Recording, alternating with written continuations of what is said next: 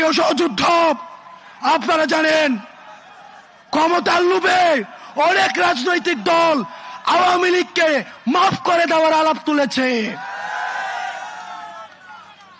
আমরা আপনাদেরকে বলতে চাই, মন্ত্রিত্বের লোভে, ক্ষমতার লোভে, সংসদে যাওয়ার লোভে আপনি যদি মনে করে থাকেন এই আহতরা রাস্তায় রক্ত দিয়েছে এবং এই রক্তের উপর, এই পিচ্ছিল রক্তের উপর দিয়ে আপনি সংসদে যাবেন, তাহলে মনে রাখবেন জাতীয় বেঈমান হিসেবে পরিচিত হবেন।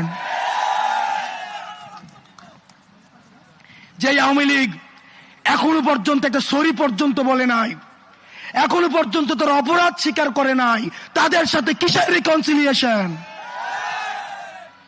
তারা ক্ষমা চাওয়ার আগে, তারা ক্ষমা চাওয়া তো দূরে থাক, তারা এখন হত্যার হুমকি দিচ্ছে বিদেশে বসে।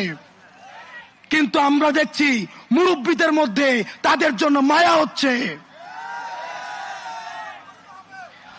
মনে রাখবেন, যারা এই রিকনসিলিয়েশনের আলাপ তুলছেন, আওয়ামী লীগকে নির্বাচনে দেখতে চাচ্ছেন, আপনারা ক্ষমতামুখী, আর আমরা আহত এবং যারা জীবন্ত শহীদ, আমরা হচ্ছে জনতামুখী। যতদিন